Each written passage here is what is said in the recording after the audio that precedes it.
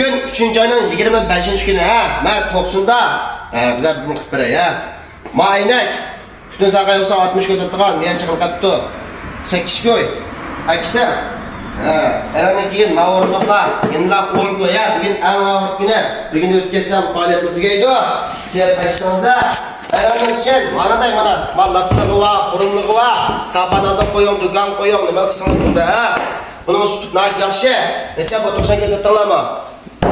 89 köy. 89 köy. 69 köy. Bugün bir günlük 25. yaşta ha. Onun bakhele. Mala. 45 köy.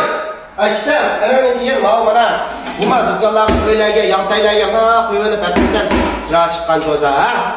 Bu jo'z ne? 300 köy mi? 250 gün bittal kaldı.